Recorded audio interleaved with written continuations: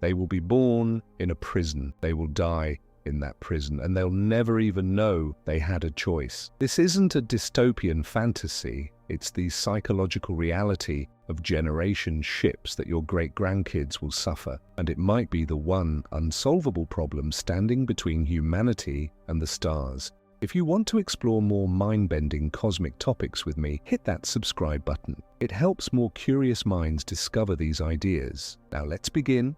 A massive spacecraft designed to sustain a self-sufficient human population for centuries as it crawls through interstellar space. Recent studies in space psychology and population genetics have revealed that the technical challenges of building such a ship pale in comparison to the biological and psychological hurdles. Between 2012 and 2022, researchers conducted multiple long-duration isolation studies to simulate what life on a generation ship might be like. One of the most important was the Mars 500 study, where 6 crew members lived in a sealed habitat for 520 days, simulating a mission to Mars and back. What they discovered was troubling. Substantial individual differences emerged in how crew members handled the isolation. One crew member reported symptoms of depression in 93% of mission weeks. That's nearly the entire mission spent battling mental health issues. Another developed persistent insomnia that led to chronic sleep deprivation, affecting their alertness and decision-making abilities. 2 crew members had their sleep-wake cycles drift significantly from the normal 24-hour pattern, and this happened early in the mission and never corrected itself. Now remember, this was only 520 days, not 520 years, and these were 6 highly trained, psychologically screened astronauts who knew they could leave if there was a true emergency. Imagine the same scenario, but you can never leave. There is no Earth to return to in any meaningful sense. The planet that launched your ancestors is so far away that radio signals take years to arrive. You are, in every practical sense, cut off from humanity's homeworld. The researchers noted something else crucial. Conflicts with mission control happened 5 times more often than conflicts among crew members themselves. 2 individuals with the highest stress ratings accounted for 85% of perceived conflicts. What does this tell us?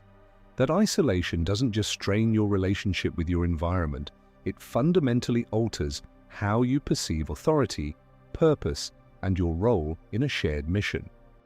Now let's scale this up to a generation ship. You're not just asking people to endure this for a year or 2, you're asking generation after generation to be born into this confined environment, to live their entire lives inside metal walls, to raise their own children in the same unchanging corridors, and to die never having experienced the destination their ancestors aimed for. Anthropologists and psychologists who study generation ships have identified what they call the middle generation problem. The first generation, the founders, they have a clear purpose. They volunteered for this. They remember Earth. They're pioneers, adventurers, motivated by the dream of reaching a new world. The final generation, the ones who will actually arrive and colonize the destination planet, they have purpose too. They get to step onto an alien world, to breathe new air, to see new horizons. But what about the generations in between? What about the 10th generation or the 15th? They didn't choose this life. They won't live to see the destination. They exist purely as a biological bridge between the dreamers who left and the arrivals who benefit. How do you convince someone that their entire existence, from birth to death, is valuable when they're essentially living to produce the next generation of DNA carriers? This isn't just philosophical speculation. Studies in environmental psychology have shown that humans require what researchers call restorative environments to maintain mental health. We need access to nature, to open spaces, to varied landscapes and experiences. Prisoners in solitary confinement experience severe psychological degradation after just weeks or months. Now imagine being born into what is essentially a high-tech prison, one you can never escape, not through good behavior, not through serving your time, not ever. If you're finding these challenges as fascinating and disturbing as I do, you'll want to check out the video on the card above, where I explore not just the psychological barriers we're discussing here, but also the technical, biological, and social impossibilities that make these missions fundamentally unfeasible. The link is in the description below. Let's talk about the size of these ships for a moment because it matters.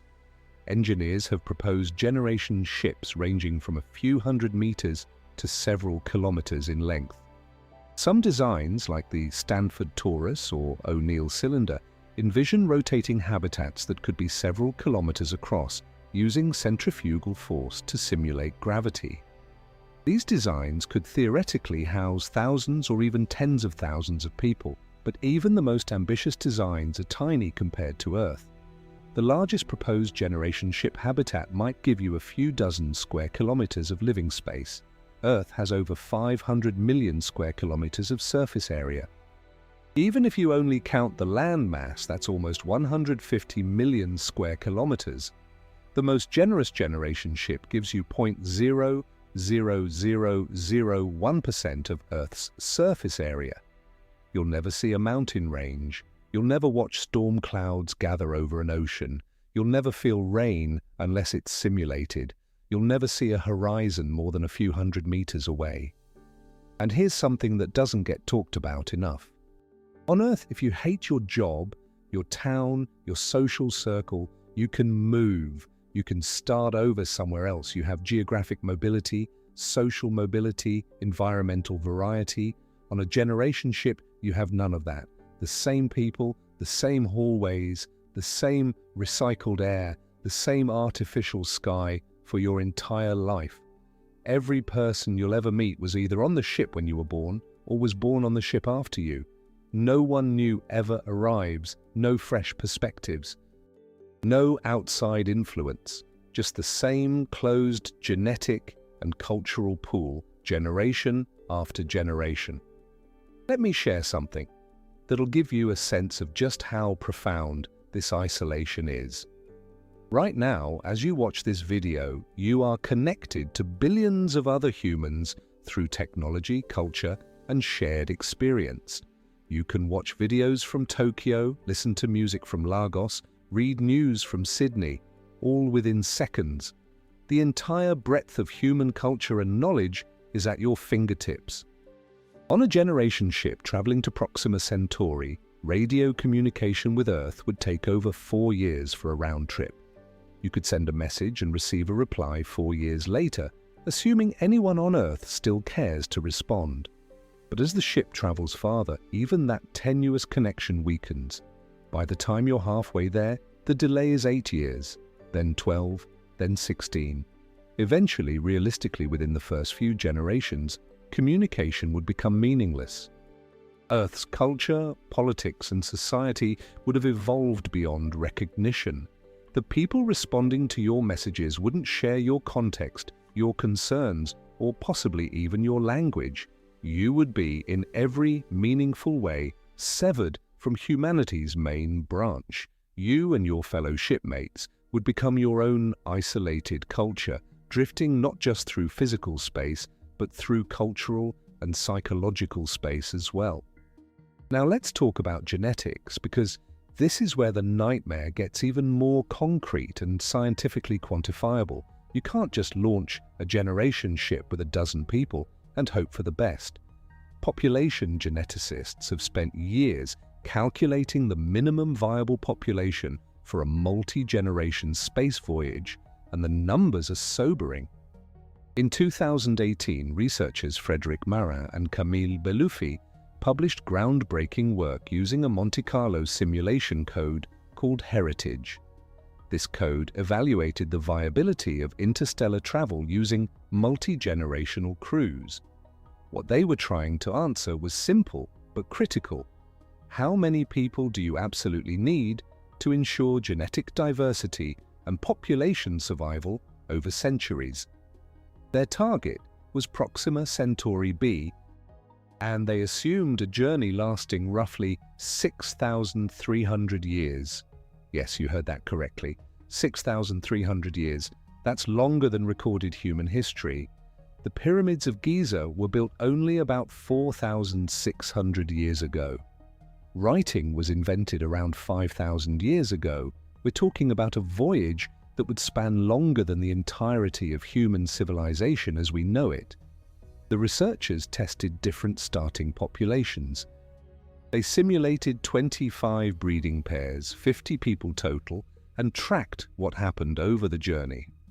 The results were grim.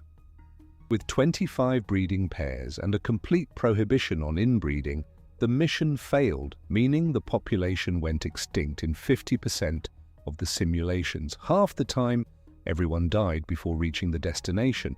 So they increased the numbers, they added more people, adjusted the parameters, implemented what they called adaptive social engineering principles.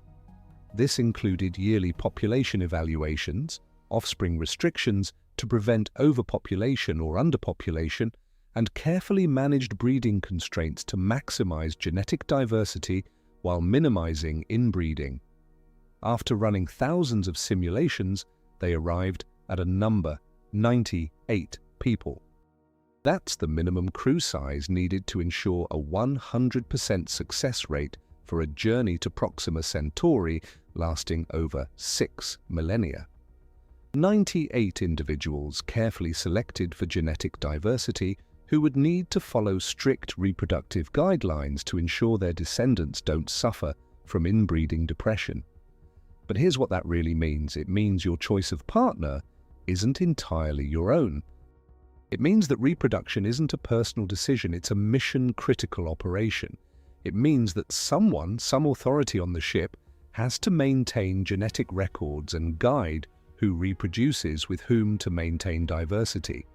It means your most intimate choices are subject to the needs of the mission. Think about that for a moment. Imagine living in a society where you're told your biology is too important to be left to personal choice, where having children is both mandatory and regulated, where your genetic compatibility with potential partners is literally calculated and you're encouraged or discouraged from certain relationships based on population genetics algorithms. This isn't dystopian fiction, this is what actual scientists have determined would be necessary to make a generation ship viable. And this assumes perfect compliance, no rebellions, no cultural drift away from these principles, no religious or ethical movements that reject reproductive control. It assumes that generation after generation will agree to live under these constraints for a destination they'll never see. Let's dig deeper into what 6,300 years of isolation actually means for human culture and psychology. Recorded human history is roughly 5,000 years old. In that time, we've gone from Bronze Age civilizations to spacefaring societies. Languages have emerged and died. Entire civilizations have risen and collapsed. Religions have been founded, spread across continents, split into factions, and evolved beyond recognition. The English language as we know it is only about 500 to 600 years old in its modern form. Go back 1,000 years and English speakers today wouldn't understand Old English without studying it like a foreign language. Go back 2,000 years and Latin was the lingua franca of Europe. Go back 6,000 years and writing barely existed. Now imagine a population of 98 people sealed in a metal tube traveling through the void. How would their language evolve in isolation? What cultural traditions would emerge? What would they remember about Earth after 50 generations? 100 generations? 150 generations? There's a concept in anthropology called cultural drift. Isolated populations develop their own unique cultures, languages, and worldviews over time. Look at how differently human societies developed on different continents before global contact. Look at how Pacific Island cultures diverged from their ancestral Asian populations. Look at how Australian Aboriginal cultures evolved over 60,000 years of isolation. On a generation ship, you'd have the most extreme cultural isolation in human history. No contact with other cultures, no immigration, no trade, no outside ideas. Just the same few dozen families intermarrying according to genetic guidelines, living in the same confined space for thousands of years. What would they worship? The original crew might be secular scientists, but humans have an almost universal tendency to develop spiritual or religious frameworks. Would they create myths about Earth? Would they deify the ship itself? Would they develop cargo cults around the destination planet, a place they've never seen but have been told about their entire lives? And here's something even more unsettling. What if a generation decides the mission isn't worth it? What if, 3,000 years into the journey, a charismatic leader convinces the population that they should turn back, or stop the ship and just live in space permanently, or that the whole mission is a lie and there is no destination planet? You might think that's irrational, but consider this. Every person on that ship was born there. They've never seen Earth. They've never seen Proxima Centauri b. They have absolutely no direct evidence that either place exists. Everything they know comes from records, from data stored in computers, from stories passed down. What if they stop believing those stories? What if they decide the data is corrupted or fabricated? This is known as the mission fidelity problem. How do you ensure that Generation 150 still cares about a mission that Generation 0 started? How do you maintain institutional knowledge, cultural continuity, and mission commitment across time spans longer than any civilization has ever existed? Let me give you some perspective on just how long 6,300 years is in terms of human psychology. Studies have shown that humans struggle to care about events more than a few years in the future. We can barely get people to save for retirement 30 or 40 years away. We struggle to address climate change impacts that will peak in 50 to 100 years. And you're asking a population to remain committed to a goal 6 millennia away.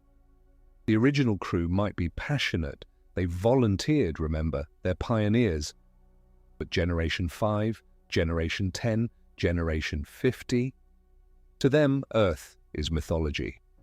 The destination planet is prophecy. They're living their entire lives for something they'll never experience, based on faith in records they can't verify. And then there's the issue of hierarchy and governance. Who's in charge of this ship? The original mission might establish a democratic system, or a council of experts, or a captain with ultimate authority. But power structures don't remain stable for centuries, let alone millennia. Revolutions happen. Coups occur. New ideologies emerge.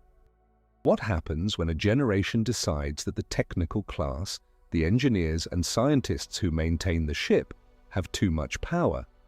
What happens when populist movements arise, demanding changes to the reproductive restrictions or resource allocation? What happens when the population splits into factions with competing visions for the mission? On Earth, when societies fracture, people can leave, they can emigrate, they can separate geographically. On a generation ship, there is no escape valve. Everyone is locked in together. Social conflicts can't be resolved through distance.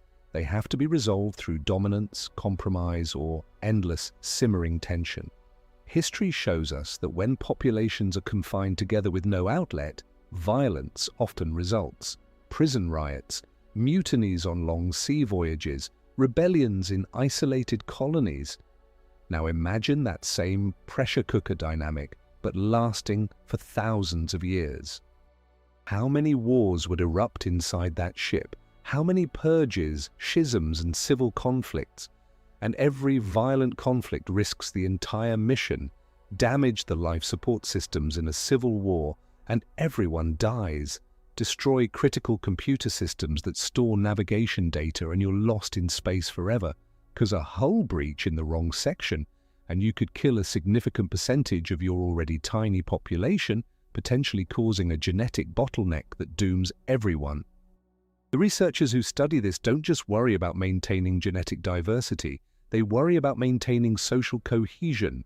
They worry about maintaining sanity itself, because the psychological environment of a generation ship is so far removed from anything humans evolved for that we genuinely don't know if people could remain psychologically healthy under those conditions. Let me share some more findings from those isolation studies. The 520-day Mars simulation I mentioned earlier revealed that crew members experienced what researchers called behavioral health risks. These included depression, interpersonal conflicts, sleep disorders, and cognitive decline. But those were trained astronauts who knew the mission had an end date. On a generation ship, there is no end date for most people. You're born into it. You grow old in it. You die in it. The walls never change. The ceiling never changes. The same filtered air, the same recycled water, the same limited food options for your entire existence. From cradle to grave, you never leave a space smaller than a large university campus, and even that's optimistic. Psychologists have documented something called Antarctica syndrome, experienced by researchers who winter over at Antarctic research stations. They're isolated, confined to a small base, surrounded by a hostile environment, with no possibility of leaving for months. Many develop psychological symptoms including depression, irritability, insomnia, and what's called long eye, a fugue-like state where people stare blankly at nothing for extended periods. And that's just from a few months of isolation in a relatively spacious environment where you can still see the horizon, even if it's just ice and snow. On a generation ship, you don't even have that. You have walls, metal, plastic, maybe some viewing screens showing the unchanging starfield outside. And here's the thing about traveling through interstellar space at even a significant fraction of light speed. The view doesn't change. Stars are so far apart that their positions barely shift over years or decades. You're not sailing past planets and nebulae like in science fiction. You're crawling through an almost perfectly static void. The monotony alone could be psychologically devastating. Humans need novelty. Our brains are wired to respond to new stimuli, to explore, to experience variety. It's why sensory deprivation is used as a form of torture. It's why solitary confinement can cause lasting psychological damage. You're essentially asking people to live in a very comfortable, life-sustaining form of sensory deprivation for their entire lives. Now let's talk about something that doesn't get enough attention in generation ship discussions: childhood development. What happens to children who grow up never experiencing nature, never seeing a real sky, never feeling wind that isn't generated by ventilation systems, never touching soil that isn't inside a hydroponics bay? Developmental psychologists have studied children raised in various constrained environments. Children raised in institutional settings with limited environmental stimulation show developmental delays. Children in urban environments with little access to nature show higher rates of attention disorders and psychological stress.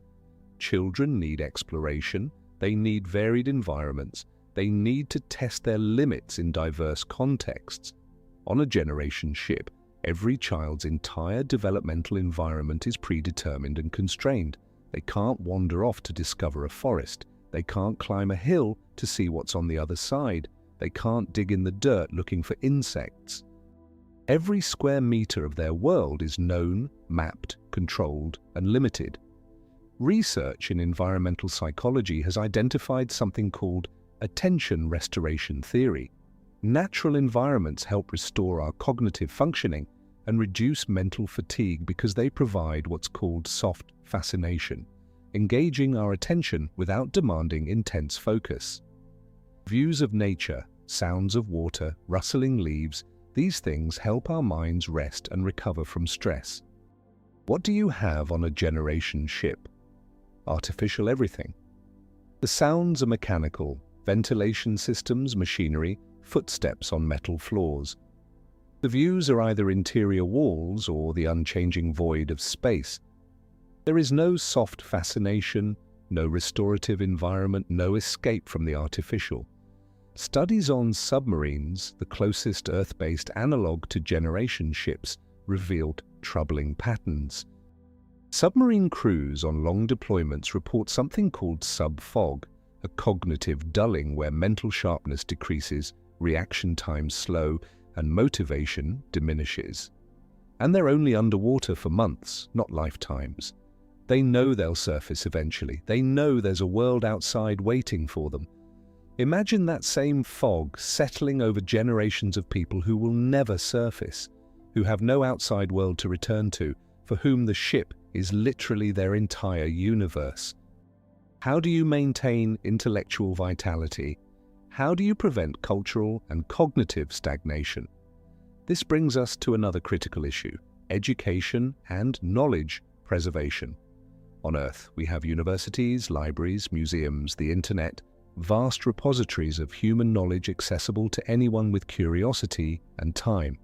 On a generation ship, you have whatever data storage you brought with you, and whatever can be transmitted from Earth before communication becomes impractical. The ship would need to maintain not just technical knowledge about how to operate and repair systems, but also preserve human culture, history, science, art, everything that makes us human. But here's the problem. Knowledge degrades without use. Languages fade without speakers. Skills disappear without practitioners. Cultural knowledge erodes without transmission. If you're 10 generations into the journey, does anyone still remember how to play piano? Does anyone care about Renaissance art? Does anyone understand quantum mechanics beyond what's strictly necessary to maintain the ship's systems? You'd need a deliberate, intensive education program to maintain knowledge across generations, but you also need people to care enough to learn it. And here's where mission fidelity becomes crucial again. If a generation stops valuing education, stops caring about preserving Earth's knowledge, stops maintaining technical expertise, the mission fails. Not immediately, but gradually. Systems break down and can't be repaired. Navigation errors go uncorrected. Life support degrades. The ship becomes a tomb drifting through space. Anthropologists studying isolated communities have documented this phenomenon. The Tasmanian Aboriginal people, isolated from mainland Australia for thousands of years, lost certain technologies their ancestors possessed. Not because they were less intelligent, but because small populations can't maintain every skill and technology, especially if environmental conditions don't demand it. Some knowledge simply fades across generations. On a generation ship, you'd need to fight this entropy constantly. You'd need mandatory education. You'd need cultural institutions dedicated to preservation. You'd need social pressure to maintain knowledge even when it seems irrelevant to daily life. And you'd need this to work perfectly for hundreds of generations, because one generation of knowledge loss could be catastrophic. Let's talk about something even more fundamental, the concept of home. Where is home for someone born on a generation ship? It's not Earth, they've never been there, and it's light years away. It's not the destination planet, they'll never reach it. Home is the ship itself, a machine, an artificial construct with a finite lifespan and limited resources. But here's the psychological twist. The ship isn't really home in the way humans understand home. It's a vehicle, it's transportation. Imagine if your entire concept of home was a bus that never stops. You're born on the bus, you live on the bus, you die on the bus. And the bus's only purpose is to get to a destination you'll never see. How do you build an identity around that? How do you find meaning? Existential psychologists talk about humans needing purpose, belonging, and meaning to maintain psychological health. On Earth, even if your individual life feels meaningless at times, you're part of something larger, a community, a nation, a species with a long history and future. You can contribute to something that outlives you. On a generation ship, your purpose is brutally clear and simultaneously completely abstract. Your purpose is to survive long enough to reproduce, so your children can survive long enough to reproduce, so eventually generations you'll never know will reach a planet you'll never see. You're not building a civilization, you're not creating lasting works, you're maintaining, you're persisting, you're enduring. That's not a purpose that inspires most humans. We want to create, to build, to leave a legacy. But what legacy can you leave on a generation ship? Any art you create will be seen by the same few dozen people you see every day. Any ideas you develop will circulate within a population smaller than a high school. Any achievements you accomplish are contained within a tiny metal bubble in an uncaring void. Researchers studying long-duration space missions have identified what they call the third quarter phenomenon. About 3/4 of the way through a long mission, psychological stress peaks. Crew members experience increased tension, decreased motivation, and more interpersonal conflicts. This happens because the initial excitement has worn off, but the end isn't yet tangibly close. You're in the long, grinding middle where each day feels the same as the last. Now apply that to a generation ship, but the mission is so long that entire civilizations could rise and fall in the time it takes. There is no third quarter point in a meaningful sense. You're born in the middle, you live in the middle, you die in the middle. Every generation is in the third quarter, experiencing that same grinding sameness, that same absence of meaningful progress. And let's address something crucial about human psychology. We're tribal. We form in-groups and out-groups. We create identity through distinction. Who are we? We're different from them, but on a generation ship, there is no them. Everyone is part of the same group by necessity. There's no other tribe across the river, there's no neighboring nation, there's no cultural other to define yourself against. This might sound peaceful, like it would eliminate conflict, but anthropological research suggests otherwise. Humans seem to need distinction, to need some form of group identity that sets them apart. On a generation ship, people would likely create artificial distinctions: upper decks versus lower decks, technical specialists versus agricultural workers, families with more successful reproductive lineages versus those with fewer descendants. These distinctions could become the basis for tribalism, conflict, and eventually social stratification. You could end up with a caste system developing organically, not because anyone planned it, but because humans naturally organize into hierarchies when no other outlet for group identity exists. And once social stratification emerges, so does resentment, injustice, and the seeds of conflict. There's also the issue of resources. A generation ship would have finite resources, even with recycling. Every system has inefficiencies. Every recycling process loses a small percentage. Over centuries, over millennia, those losses add up. You'd need perfect efficiency or regular resupply, neither of which is realistic. What happens when resources start declining? When the air isn't quite as fresh because the scrubbers are aging?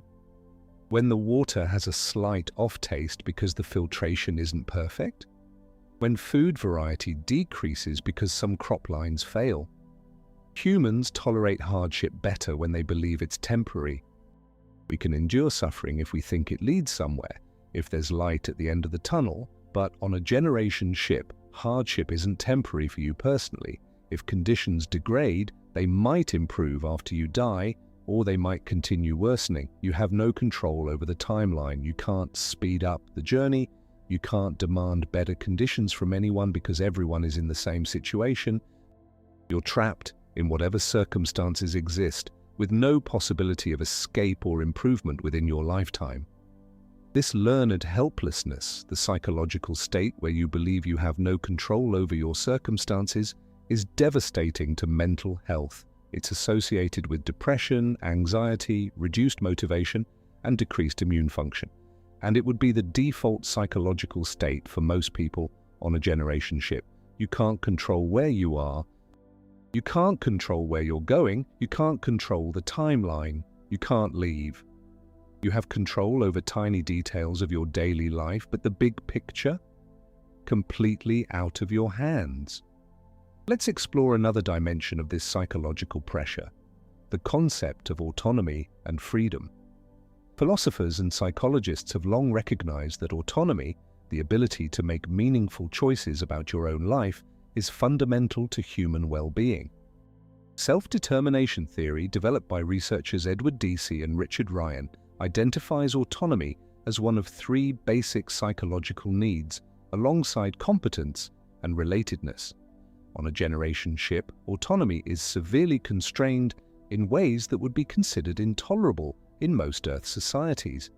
Your reproductive choices are regulated by genetic necessity. Your career options are limited to whatever roles the ship requires. You can't choose where to live. There are only so many compartments. You can't choose to leave or travel. You can't choose to pursue interests that don't serve the mission. Every aspect of life is subordinate to the survival of the ship and the success of the mission. This isn't just uncomfortable, it's psychologically corrosive.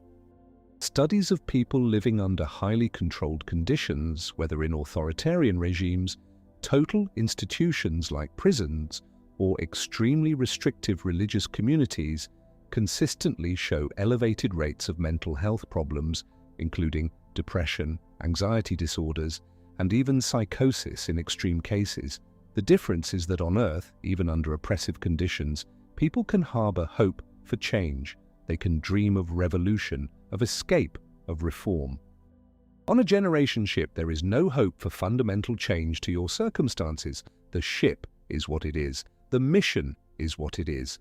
The constraints are physically necessary, not just socially imposed. You can't rebel against the laws of physics or the realities of deep space. This brings us to a darker consideration that scientists studying generation ships have had to confront: the possibility of suicide and mental health crises. On Earth, suicide rates increase in populations experiencing isolation, lack of purpose, and constrained autonomy. Indigenous communities displaced from their traditional lands show elevated suicide rates. Isolated research stations report mental health crises. Prisoners in long-term solitary confinement have extremely high rates of suicidal ideation. A generation ship combines all these risk factors: extreme isolation, constrained autonomy, lack of privacy, unchanging environment, uncertain purpose, and no possibility of escape. Mental health professionals would be essential crew members, but they'd be facing a population-wide mental health crisis that never ends. Every generation would need extensive psychological support just to cope with the baseline conditions of existence. And here's something that makes it even harder: confidentiality. On Earth, mental health treatment includes privacy protections. What you tell your therapist stays between you and them, with rare exceptions. But on a generation ship with fewer than 100 people, everyone knows everyone. There's no anonymity. If you're seeing the ship's psychologist regularly, everyone knows it.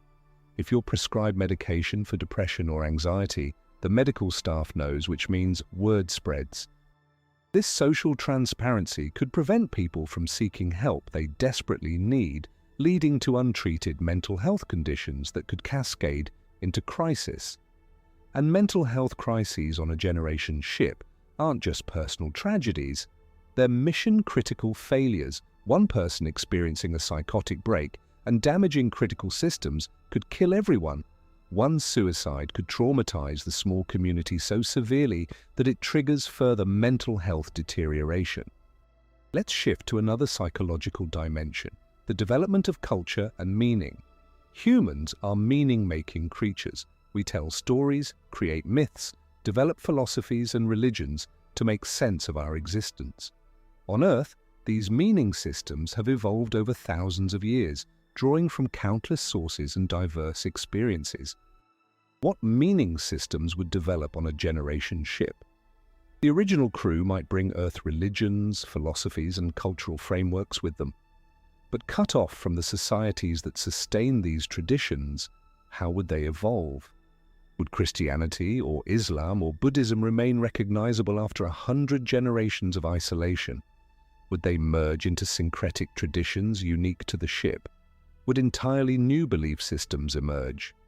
Anthropologists studying isolated religious communities have documented rapid theological drift. Beliefs change, practices evolve, and after just a few generations, the religion barely resembles its origin. Now extend that over hundreds of generations. You'd almost certainly see completely new religious or philosophical frameworks emerge, ones adapted to the unique existential situation of the ship. And here's where it gets interesting and potentially dangerous. What if a religion emerges that rejects the mission? What if a belief system develops that says the ship itself is sacred and must never land? That the journey is the purpose, not the destination? Or conversely, what if a cult emerges believing they must reach the destination immediately, even if it means dangerous course changes or risky speed increases? Religious and ideological movements have shaped human history, often in ways that surprise and defy prediction. Movements emerge that no one anticipates. Prophets arise claiming new revelations. Schisms split communities. On Earth, religious conflicts can be terrible, but there's geographic space for different groups. On a generation ship, there's nowhere to go. Religious conflict becomes existential threat. There's also the question of historical narrative. Who controls the story of the ship? Who decides what gets remembered and what gets forgotten? On Earth, history is contested, interpreted differently by different groups, constantly revised as new evidence emerges. But on a generation ship, the historical record is whatever data storage survived and whatever oral traditions persist. What if, 10 generations in, a charismatic leader rewrites the ship's history to support their political agenda? What if they claim the original mission parameters were different? What if they discover evidence, real or fabricated, that changes everything the population believes about why they're traveling and where they're going? Without external verification, without competing historical narratives from other societies, the ship's population would be vulnerable to historical revisionism in ways that Earth populations rarely are. And controlling the narrative means controlling the mission. If you convince people the destination is different, they might alter course. If you convince them the mission was always meant to be something else, they might abandon the original plan entirely. Let's talk about something more immediate and visceral: violence and crime. Every human society deals with antisocial behavior, violence, and crime. On Earth, we have justice systems, prisons, law enforcement, and in extreme cases, exile or execution. How would justice work on a generation ship? You can't imprison someone long-term on a ship with fewer than 100 people. You need everyone's labor. You can't afford to have productive individuals locked away. You can't exile someone. There's nowhere to exile them to. You could execute someone, but that removes genetic diversity from an already tiny population. Every death is a loss the population can barely afford. So what do you do with someone who commits a violent crime? Someone who assaults another crew member? Someone who sabotages ship systems? Someone who murders? You can't let them go unpunished. That undermines social order and puts everyone at risk. But you also can't remove them from the population permanently without consequences. Researchers studying small, isolated communities have found that justice in such contexts often becomes deeply personal and community-based rather than procedurally formal.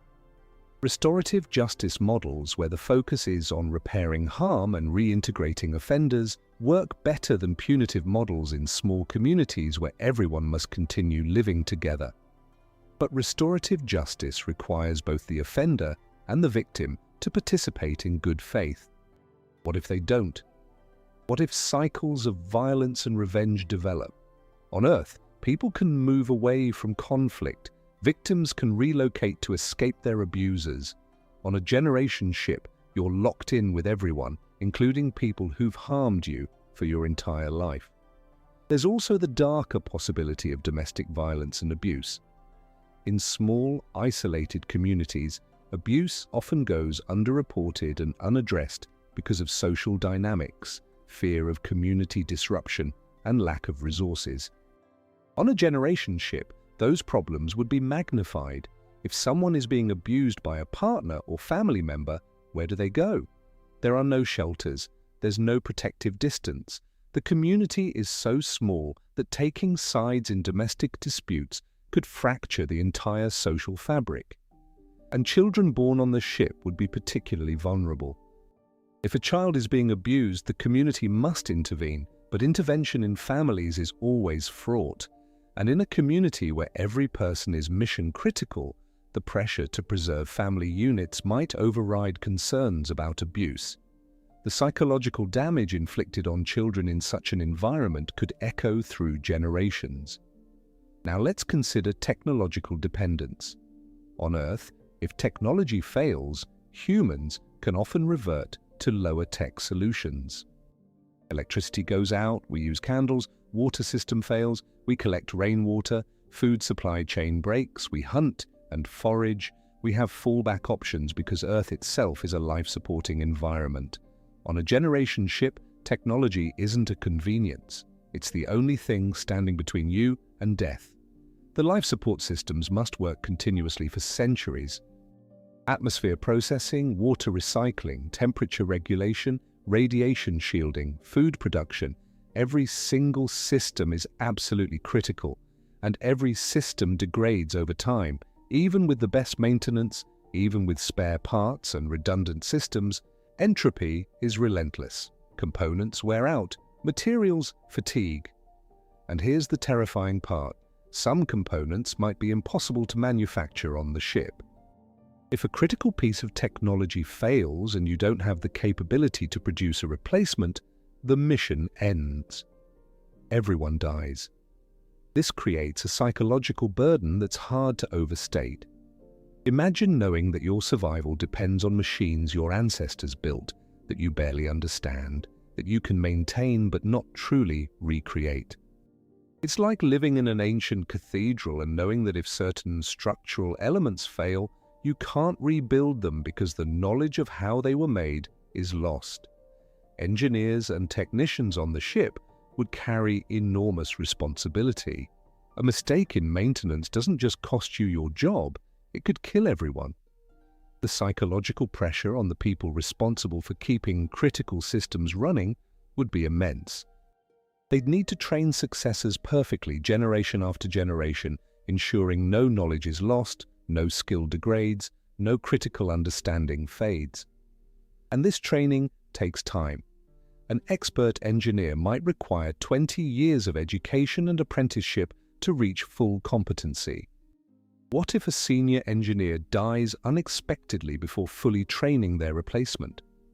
What if a plague or accident kills multiple key personnel simultaneously? The ship could lose critical expertise in a single disaster. This brings us to another nightmare scenario, population bottlenecks. Remember, the minimum viable population is around 98 people. That's assuming no major disasters. But what if a disease sweeps through the ship, killing 30% of the population? What if an accident, a fire, or decompression event kills 20 people at once? Suddenly you're below the minimum viable threshold. Genetic diversity plummets. The risk of inbreeding skyrockets, the mission teeters on the edge of failure, and recovering from such a bottleneck might be impossible. Even if the population rebuilds numerically, the genetic damage from the bottleneck persists for generations. Population geneticists have modeled these scenarios extensively. After a severe bottleneck, populations experience what's called inbreeding depression. Genetic disorders become more common, fertility decreases, disease susceptibility increases, infant mortality rises. Each of these effects compounds the others, creating a downward spiral that can be impossible to escape. On Earth, endangered species with small populations face this exact problem. Cheetahs, for example, went through a population bottleneck thousands of years ago and now have extremely low genetic diversity. They suffer from high rates of genetic abnormalities, reduced fertility, and vulnerability to diseases. And cheetahs have a global population in the thousands. We're talking about a generation ship with fewer than 100 people. The psychological impact of watching your species, because that's what the ship's population effectively becomes, its own isolated branch of humanity, slowly deteriorate due to genetic problems would be devastating. Imagine being told that your children have a high risk of genetic disorders because the population is too small. Imagine watching infant mortality rise generation by generation. Imagine knowing that every pregnancy is a genetic gamble with increasingly bad odds. And there's no solution. You can't import genetic diversity from Earth. You can't expand the population beyond what the ship's resources can support. You're locked into a slow genetic decline, hoping you can reach the destination before inbreeding depression makes reproduction impossible or produces a generation so genetically compromised that they can't maintain the ship. Let's talk about something equally troubling: the psychological impact of cosmic insignificance. Right now on Earth, you can look up at the night sky and see stars, planets, the moon. You're aware that you're on a planet orbiting a star in a vast universe, but you're standing on solid ground. You're home. The cosmos is out there. You're in here, on Earth.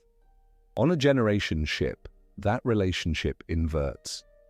You're not safely on a planet looking out at space. You're in space, surrounded by the void, hurtling through cosmic emptiness. The nearest solid ground is years or decades of travel away in any direction. You're acutely aware of your vulnerability, your fragility, your absolute dependence on the thin metal shell keeping you alive. Astronauts who've spent time in space describe something called the overview effect, a cognitive shift that occurs when you see Earth from orbit. You realize how small, how fragile, how interconnected everything is. For some, it's transcendent and beautiful. For others, it's unsettling and anxiety-inducing. Now imagine that same perspective, but you can't see Earth. It's too far away, just another dim star in the sky. You're truly alone in the cosmos, surrounded by distances so vast they're barely comprehensible. The nearest help is light years away. If something goes catastrophically wrong, no one can save you. You die, and your corpses drift through space on a dead ship for eternity. This existential exposure to cosmic insignificance could be psychologically overwhelming. Philosophers have grappled with existential dread, the anxiety that comes from confronting the apparent meaninglessness of existence. On Earth, you can distract yourself from existential questions with daily life, with nature, with the bustle of human society. On a generation ship, you can't escape the fundamental fact of your cosmic isolation and vulnerability. Some people might find meaning in that situation. They might embrace the challenge, find purpose in the journey itself, develop philosophical frameworks that make it meaningful. But others might sink into existential despair, into nihilism, into the conviction that nothing matters because you're just a handful of people in a metal can drifting through an uncaring universe. And if that nihilism spreads, if it becomes the dominant cultural narrative, the mission fails. Why maintain the ship? Why follow the reproductive guidelines? Why bother? If nothing matters, then let the systems decay, let the population dwindle, let the ship become a tomb. Existential despair is a mission-killing psychological state. Let's shift to another critical factor, the relationship with Earth and mission control. In the early years of the voyage, there would be communication with Earth. Mission updates, news from home, personal messages from loved ones. This would provide a psychological lifeline, a connection to humanity's main branch. But as the ship travels farther, communication delays grow. First minutes, then hours, then days, then years. Eventually, real-time communication becomes impossible. You send a message, and the response comes years later. By the time you receive an answer to a question, the question is no longer relevant. You're not having a conversation, you're exchanging time capsules. And the content of those messages would become increasingly alien. Earth would be changing. New technologies, new political systems, cultural shifts, language evolution. The Earth your generation knows from messages is years out of date. The people responding to your messages don't know you personally. Your friends and family on Earth died generations ago. You're communicating with strangers who view you as historical curiosities, relics from a time when humanity first tried to reach the stars. Eventually, Earth might stop responding entirely. Why would they? The mission takes centuries. Earth's priorities change. Governments rise and fall. Interest wanes. Resources get redirected to more immediate concerns. The generation ship becomes a footnote in history, a long-ago mission that won't arrive for centuries. Imagine the psychological impact of that abandonment. You're trying to maintain a mission that Earth no longer cares about. The people who sent you, who promised support and communication, are dead. Their descendants have forgotten you. You're truly alone, not just physically but socially and culturally. Humanity's main branch has moved on without you. This could shatter the mission's psychological foundation. If Earth doesn't care, why should you?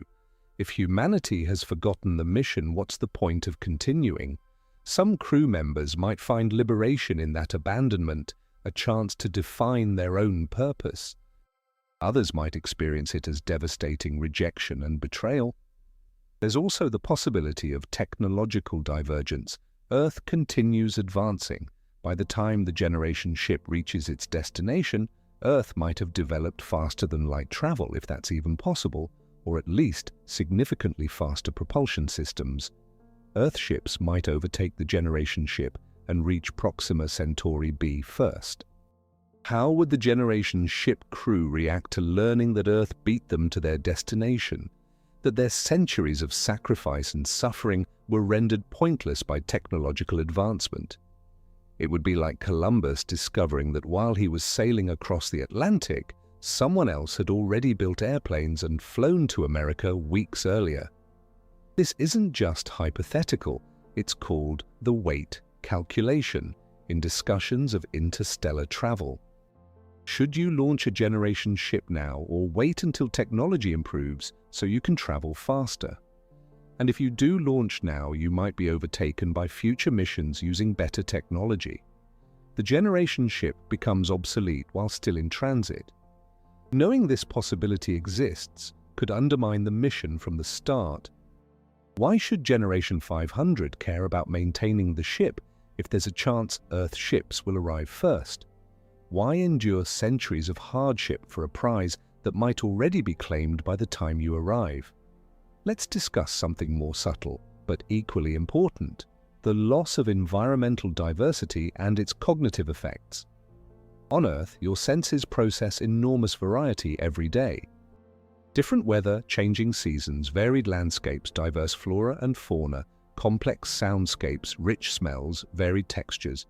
Your brain evolved to process and respond to this complexity. On a generation ship, environmental stimuli are drastically reduced. The temperature is regulated to a narrow range. There's no weather, there are no seasons. The visual environment is limited to ship interiors and the unchanging star field. Sounds are mechanical and repetitive. Smells are filtered and controlled. Textures are industrial, metal, plastic, synthetic fabrics. This sensory deprivation has cognitive consequences. Studies have shown that reduced environmental complexity can impair brain development in children and cognitive function in adults.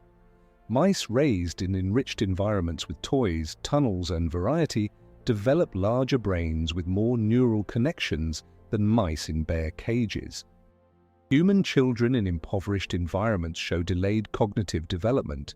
A generation ship, despite its technological sophistication, is an impoverished environment from a sensory and cognitive perspective. Children born there would have limited sensory input compared to Earth children. Their brains would develop differently, adapted to the constrained environment of the ship, but potentially less capable of the flexible thinking and creativity that humans evolved in Earth's complex environments. Over generations, this could lead to cognitive decline, not because people are less intelligent, but because their brains are developing in an environment that doesn't demand the full range of human cognitive abilities. Skills atrophy. Cognitive flexibility decreases. Problem-solving abilities narrow to the specific challenges of ship life. And here's the tragic irony. When they finally reach the destination planet, they'll need exactly those cognitive abilities that have atrophied. Settling a new world requires flexible thinking, creative problem-solving, rapid adaptation to novel environments. But generations of ship life would have selected against those very traits. The people who arrive might be cognitively unprepared for the mission they were born to complete. There's also the question of physical fitness and adaptation. In the enclosed environment of a generation ship, even with artificial gravity from rotation, the demands on the human body would be different from Earth. You don't walk long distances, you don't climb mountains, you don't run from predators or across varied terrain. Over generations, natural selection could favor individuals adapted to ship life, perhaps smaller bodies requiring fewer resources, perhaps less muscle mass, since intense physical exertion isn't necessary, perhaps different bone density. These adaptations would make sense for ship life, but could be devastating when trying to settle a planet with real gravity and environmental challenges. The arriving generation might be physically incapable of surviving on the planet they traveled centuries to reach. Their bodies, adapted to the ship over dozens of generations, might not be able to handle planetary gravity, temperature extremes, or the physical demands of colonization. They'd be trapped, unable to return to Earth, and unable to thrive on their destination. This physical adaptation issue becomes even more complex when you consider the target environment. Proxima Centauri b, the nearest potentially habitable exoplanet, orbits a red dwarf star. Red dwarfs are nothing like our Sun. They emit most of their light in the infrared spectrum. The planet is likely tidally locked, meaning one side always faces the star while the other is in perpetual darkness. If there's a habitable zone, it would be in the narrow twilight band between eternal day and eternal night. The people arriving on that world would have never experienced anything like it. They've lived their entire lives, generation after generation, under artificial lighting optimized for human vision. Suddenly they're on a world bathed in dim red light, where plants, if they exist, would be dark-colored to absorb the limited photons, where the star hangs motionless in the sky, where one horizon glows crimson while the other is black. The psychological adjustment alone would be staggering. Your eyes might struggle to adapt. Your circadian rhythms, already compromised by generations of artificial day-night cycles, would need to adjust to a world with no day-night cycle at all. The sensory shock of finally being on a planet, experiencing real gravity, real weather, real open spaces after generations of ship confinement could be overwhelming, possibly even traumatic. And let's not forget that Proxima Centauri b might not even be habitable.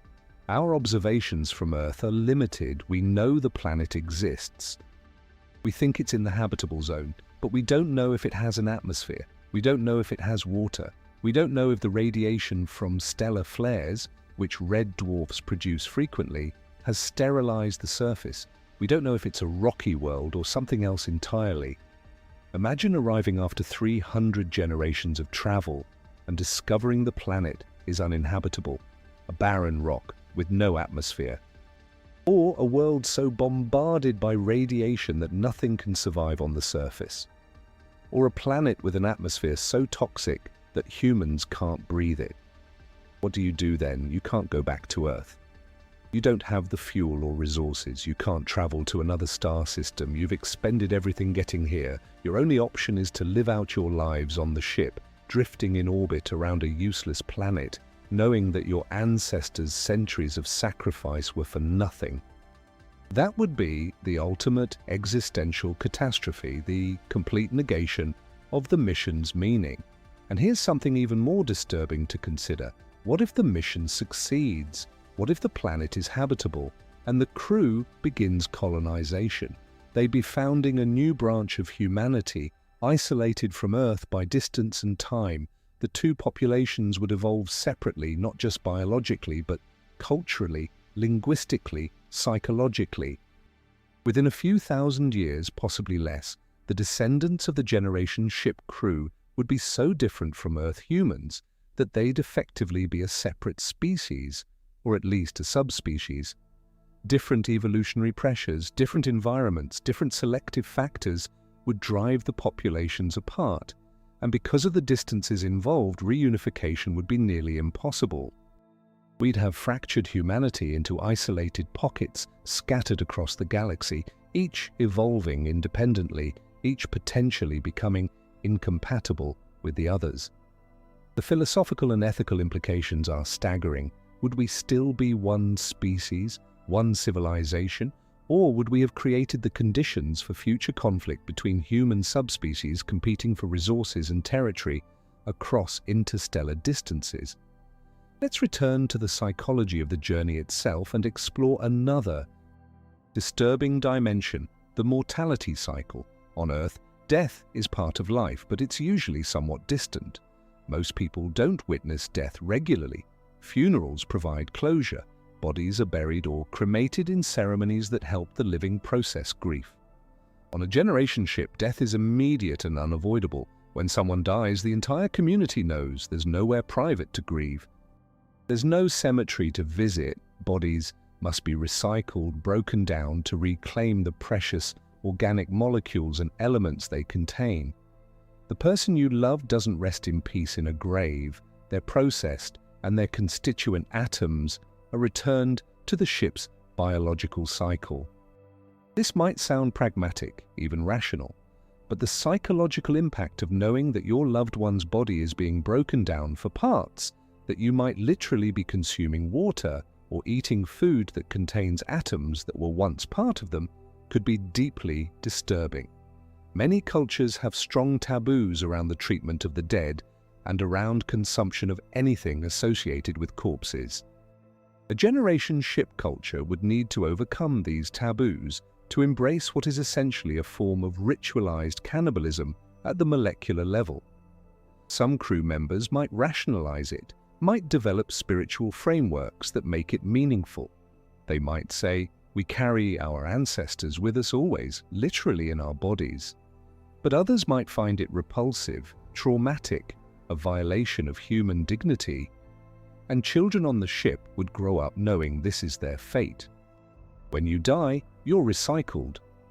There's no eternal rest, no peaceful grave, no monument. You're reduced to components and reintegrated into the ship's systems. Your identity dissolves completely. For people who find meaning in legacy, in being remembered, this could be psychologically devastating. The sheer monotony of death on a ship would also wear on the survivors. Generation after generation, people live, age, and die in the same confined space. Every surface has seen death. Every compartment has been someone's deathbed. The ship itself becomes a vast, mobile tomb filled with the ghosts of hundreds or thousands of previous crew members. Imagine being Generation 100, knowing that roughly 2,000 people have lived and died in these same corridors before you. Everywhere you look, someone breathed their last breath.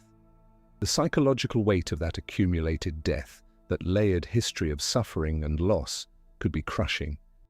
And here's another psychological burden unique to generation ships: generational guilt and resentment. The first generation chose this mission. They volunteered. They knew what they were signing up for, or at least they thought they did, but their children didn't choose it. Neither did their grandchildren or great-grandchildren or any of the subsequent generations. Those descendants might feel profound resentment. Why did our ancestors condemn us to this? What right did they have to make decisions that would trap their descendants in this situation for hundreds of generations? This resentment could curdle into hatred of the mission itself, hatred of the original crew, a desire to reject everything they stood for. On the other hand, some crew members might feel crushing guilt about bringing children into such a constrained existence. They might question the morality of reproduction on the ship. Is it ethical to create new people who will live their entire lives in confinement, who never consented to the mission but are trapped by it? This existential guilt could lead to reproductive reluctance, threatening the mission's viability. These conflicting emotions, resentment and guilt, transmitted across generations, could create psychological dysfunction that permeates the entire culture. Children internalize their parents' guilt. Parents project their own regrets onto their children. The cycle perpetuates itself, creating a culture defined by ambivalence about its own existence. Let's explore another often overlooked aspect: the role of accident and randomness. Space is incredibly dangerous. Micrometeorites travel at velocities that would puncture hull plating. Cosmic radiation damages both equipment and human DNA. Equipment failures can cascade in unexpected ways. And at the speeds a generation ship would travel, even tiny particles become devastating projectiles. Despite shielding, despite redundancies, despite every precaution, accidents will happen. A micrometeorite impact could cause decompression in a section of the ship, killing everyone there.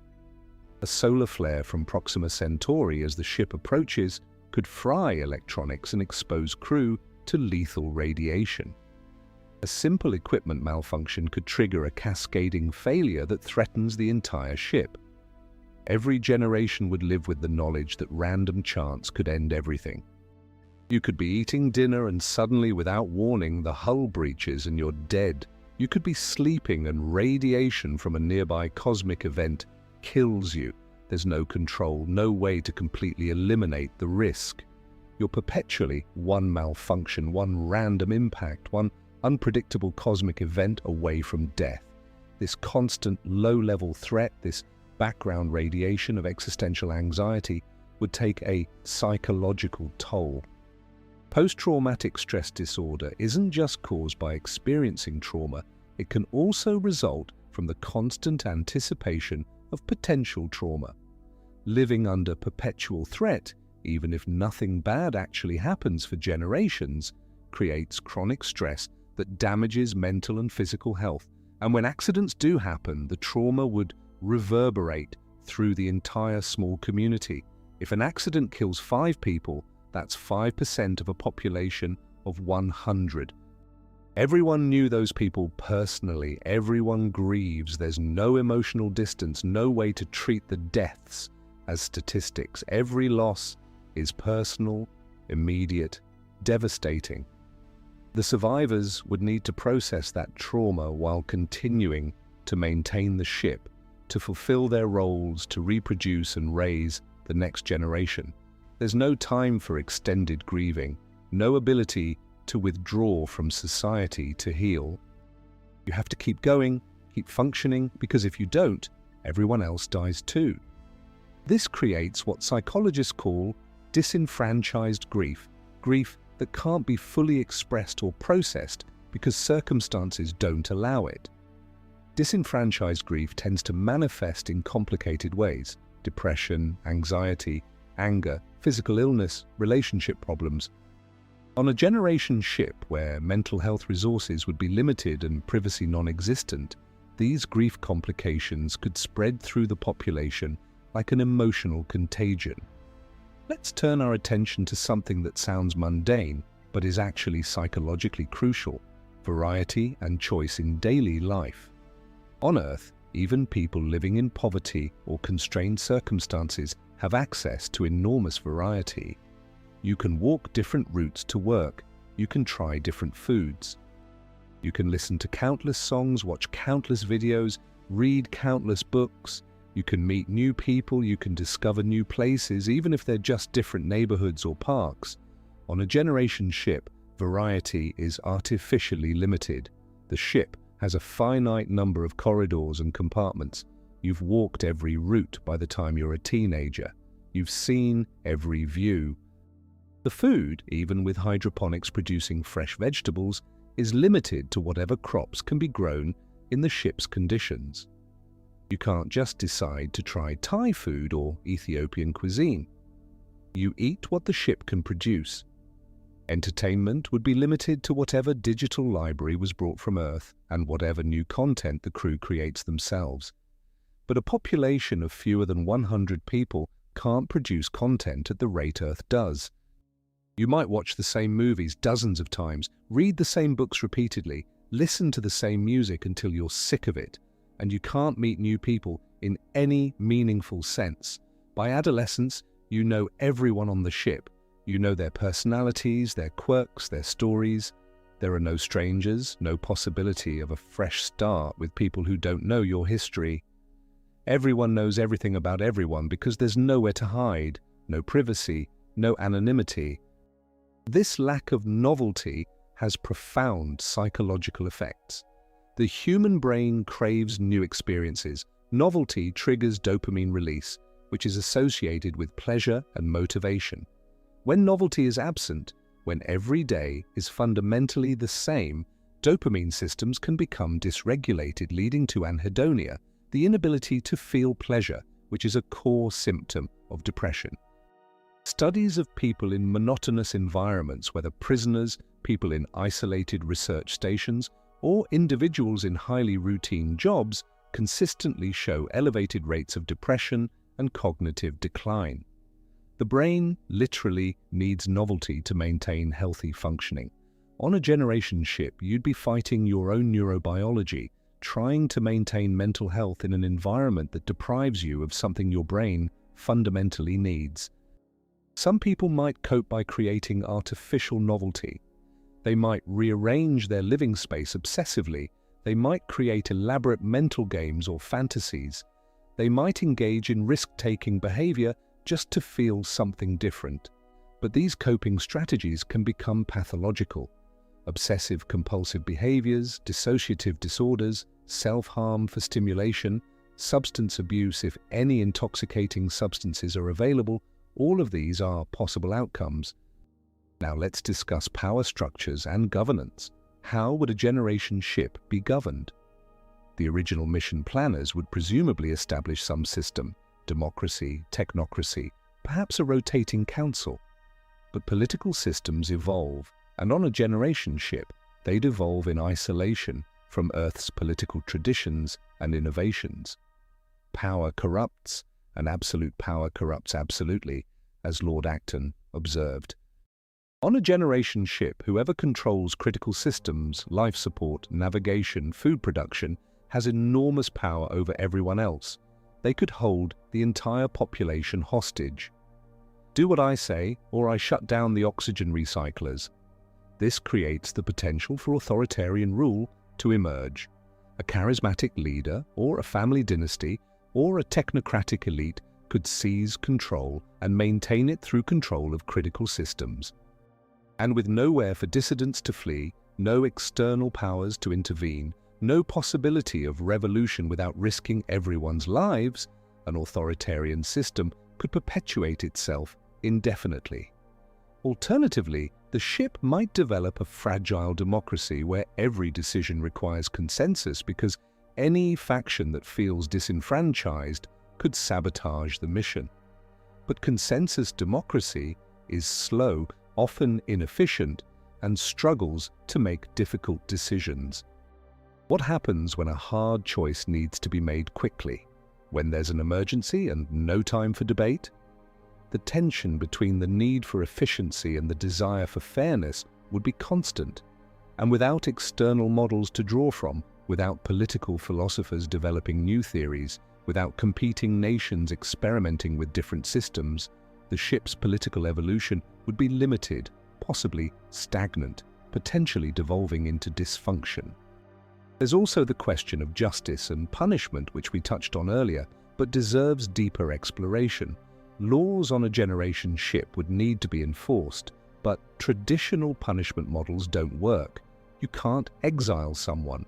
Long-term imprisonment wastes human resources. Capital punishment reduces genetic diversity. So what do? Perhaps the ship develops restorative justice exclusively, focusing on rehabilitation and community reintegration. But what if someone is genuinely dangerous, a psychopath who manipulates and harms others without remorse? How do you protect the community without removing the individual? You might have to resort to some form of confined monitoring, essentially keeping dangerous individuals under constant surveillance while allowing them to contribute labor. But this creates a two-tier society, free citizens and monitored individuals. Those under surveillance would experience constant psychological stress, potentially making them more dangerous rather than less. Or perhaps the ship develops pharmaceutical interventions using medication to modify behavior. But that raises profound ethical questions about autonomy and consent. Is it ethical to chemically alter someone's personality to make them compliant? Where's the line between treatment and control? These are questions Earth societies struggle with, and they'd be even more acute on a generation ship, where the stakes are survival. Let's shift to another troubling consideration, the possibility of plague or epidemic. Diseases would travel with the ship, bacteria, viruses, possibly fungi, all living in and on the human crew. Most of the time, these microorganisms are benign or even beneficial, but sometimes they mutate, sometimes they become dangerous. On Earth, when an epidemic emerges, we have global health infrastructure, medical research institutions, pharmaceutical production, millions of healthcare workers. On a generation ship, you have maybe 1 or 2 doctors, limited medical supplies, and no ability to call for help. If a novel pathogen emerges, whether through mutation or through something brought from Earth that remained dormant for generations, it could sweep through the tiny population before anyone could develop a response. And because everyone is in close quarters, social distancing isn't really possible. You can't quarantine effectively when there are only 100 people and all of them are essential to ship operations. An epidemic could kill 50% of the population in weeks. The ship would fall below minimum viable population. The mission would fail, and there would be nothing anyone could do to stop it. No vaccine development capability, no antibiotics beyond whatever stockpile was brought from Earth and has possibly degraded over centuries, no external medical assistance. The psychological impact of watching your entire community die from disease, knowing you might be next, knowing there's no help coming, would be utterly catastrophic. The survivors, if there are any, would be traumatized beyond anything we can easily imagine. And they'd still have to maintain the ship, still have to continue the mission, while processing grief and trauma that would break most people. There's also the concern of genetic diseases becoming concentrated due to the small population. Even with careful genetic screening before departure, recessive genetic disorders would likely emerge as the population interbreeds. Hemophilia, sickle cell disease, cystic fibrosis, any number of genetic conditions could become more common as the gene pool narrows. Without the medical infrastructure to treat these conditions effectively, individuals with genetic disorders would suffer, and their families would bear the burden of care. The community would need to decide whether to allow people with serious genetic conditions to reproduce, risking passing the condition to the next generation, or to restrict their reproduction, which raises ethical questions about eugenics and reproductive rights. These decisions would tear at the moral fabric of the community. Do you prioritize individual rights or collective survival? Do you allow people with genetic disorders to have children even if it weakens the population's genetic health? Do you enforce reproductive restrictions that would be considered human rights violations on Earth? There are no easy answers, and whatever decisions are made, they'll create resentment, moral injury, and psychological anguish. People forced to forego reproduction due to genetic concerns would feel dehumanized. People whose children suffer from genetic disorders might feel guilt and anger. The community would be fractured by these impossible choices. Now let's consider something more abstract but equally important: the evolution of language. Languages change over time. Vocabulary shifts, grammar evolves, pronunciation drifts. On Earth, this process happens within a larger linguistic community with shared media, literature, and constant exchange with other language speakers. On a generation ship, the language would evolve in isolation. Within a few generations, the crew's language would start diverging from Earth English or whatever language they spoke. New words would emerge for ship-specific concepts. Old words would drop out of use, pronunciation would drift. Grammatical structures might simplify or become more complex in unpredictable ways. By the time the ship reaches its destination, the crew might be speaking a language that's mutually unintelligible with Earth languages. If they try to communicate with Earth, assuming signals still reach that far, they might not be able to understand each other anymore. They'd be linguistic orphans, speaking a language spoken by fewer than 100 people in the entire universe. This linguistic isolation would compound the cultural isolation. They wouldn't just be physically separated from Earth, they'd be linguistically and culturally separate, a distinct branch of humanity with its own language, its own culture, its own worldview, shaped by the unique experience of generation ship life. And within the ship, language could become a tool of power and exclusion. Specialized technical jargon might evolve into a dialect spoken only by engineers, creating a linguistic barrier between different groups on the ship. Families might develop their own idiolects, private languages that exclude others. Language could become another fault line along which the community fractures. Let's discuss something even more fundamental, the concept of time and generational perspective. On Earth, we think about the future in terms of our children and maybe our grandchildren. We make long-term plans spanning decades, occasionally centuries, for major projects. But 300 generations, that's a timescale humans have never had to think seriously about. The first generation on the ship might maintain enthusiasm and commitment because they remember Earth, they chose the mission, they have a personal connection to the goal. The second generation might maintain commitment out of respect for their parents' sacrifice. But what about Generation 50, Generation 100, Generation 200? By Generation 100, Earth is a myth. The destination planet is still over a century away. Your ancestors have been on this ship for thousands of years. Your descendants will be on it for thousands more. The entire concept of the mission becomes abstract, disconnected from lived experience. If you want the complete picture of why generation ships are doomed to fail, check out the video on the screen. If you've made it this far, you're clearly fascinated by this topic, and that video will give you the full, devastating picture.